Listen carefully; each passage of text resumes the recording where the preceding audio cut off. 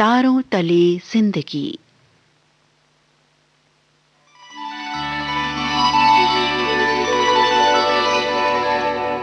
तारों तले जिंदगी। इस सीरीज में हम आपके लिए लेकर आए हैं हिंदी साहित्य जगत की कुछ चर्चित कहानियों और उपन्यासों पर केंद्रित नाट्य वाचन। इस कड़ी में प्रस्तुत है मुंशी प्रेमचंद का लिखा चर्चित उपन्यास मनोरमा। तो आइए सुनते हैं प्रसिद्ध उपन्यास मनोरमा का रेडियो नाट्य वाचन। गुरु सेवक ने लौंगी को बुलाकर लाने के लिए हरि सेवक से कहा तो हरि सेवक ने मना कर दिया। उधर दीवान साहब को तेज बुखार आ गया और मनोरमा दौड़ी आई। और अब सुनते हैं मनोरमा के रेडियो नाट्य वाचन की 39वीं कड़ी। मनोरमा बोले जा रही थी, अब भी मौका है, मैं इनकी देखभाल करती रहूंगी। तुम इसी गाड़ी से चले जाओ और उन्हें साथ लिवा लाओ। इनकी बीमारी की खबर सुनकर एक क्षण भी नहीं रुकेंगी। वो केवल तुम्हारी भय से नहीं आ रही हैं। दीवान साहब मनोरमा को देखकर बोले, आओ नूरा, अरे मुझे तो आज ज्वर हो गया। गुरु सेवक कह रहा था कि तुम लौंगी को बुलाने जा रही हो। बेटी, इसमें तुम्हारा अपमान है। भला दुनिया क्या कहेगी? सोचो तो, कितनी बदनामी की बात है। मनोरमा बोली, अरे दुनिया जो चाहे कहे, मैंने भैया जी को भेज दिया है। हरि सेवक, सच? ये तुमने क्या किया? लौंगी कभी ना आएगी। मनोरमा बोली, आएंगी क्यों नहीं? ना आएंगी तो मैं जाऊंगी और उन्हें मना कर लाऊंगी। हरि सेवक, तुम उसे मनाने जाओगी? रानी मनोरमा लौंगी को मनाने जाएगी? मनोरमा बोली, लौंगी का दूध पीकर अगर मैं बड़ी ना होती तो आज रानी मनोरमा कैसे होती? दीवान साहब का मुरझाया हुआ चेहरा खिल उठा, बुझी हुई आंखें जगमगा उठी।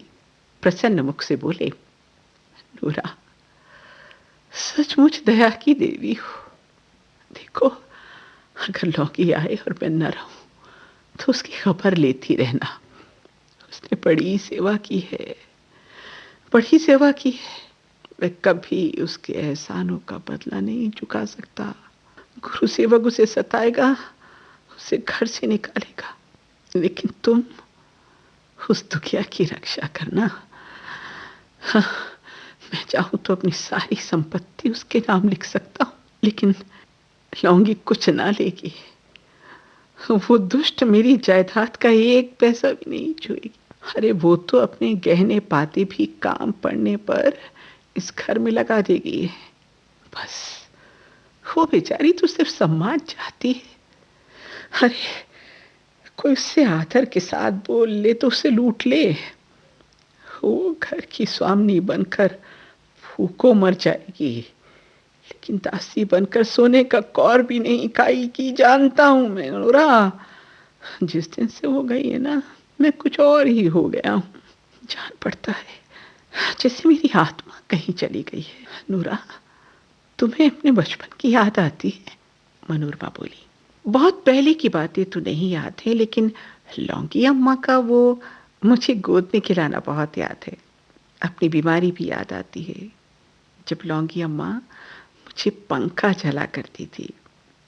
हरि सेवक ने अवरुद्ध कंठ से कहा, उससे भी पहले की बात है नूरा, जब गुरुसेवक 3 साल का था ना, और तुम्हें तुम्हारी माता साल भर का छोड़कर चल बसी थी। मैं तो पागल सा हो गया था। यही जी में आता था कि आत्महत्या कर लूं, और इस दशा में इसी लौंगी ने मेरी रक्षा की। उसकी सेवा ने मुझे मुक्त कर दिया। उसे तुम लोगों पर प्राण देते देखकर उस पर मेरा प्रेम हो गया। तुम्हारी माता भी तुम लोगों का लालन पालन इतना तन्मय होकर नहीं कर सकती थी नूरा। गुरु सेवक को न जाने कौन सा रोग लग गया। खून के दस्त आते थे, तिल तिल पर उसके बचने की कोई उम्मीद नहीं थी, गलकर कांटा हो गया था। अरे ये लौंगी ही थी जिसने उसे मौत के मुंह से निकाल लिया, और आज आज गुरु सेवक उसे घर से निकाल रहा है। समझता है कि लौंगी मेरे धन के लोभ से मुझे घेरे हुए है।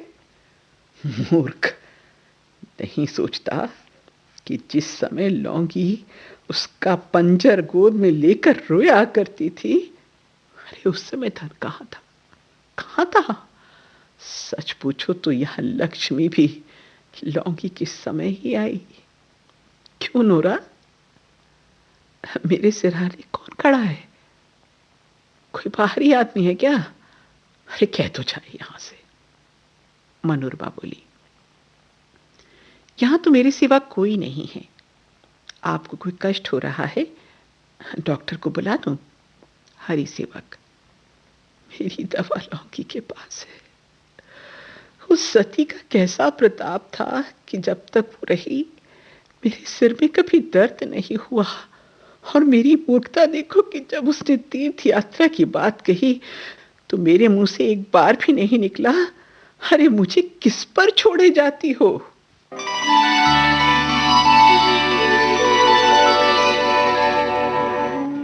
तारों तले जिंदगी क्रम में अभी आप सुन रहे थे मुंशी प्रेमचंद के लिखे उपन्यास मनोरमा का रेडियो नाट्य वाचन। स्वर डॉक्टर ऋतु राजपूत का था और प्रस्तुतकर्ता थी काजल सूरी।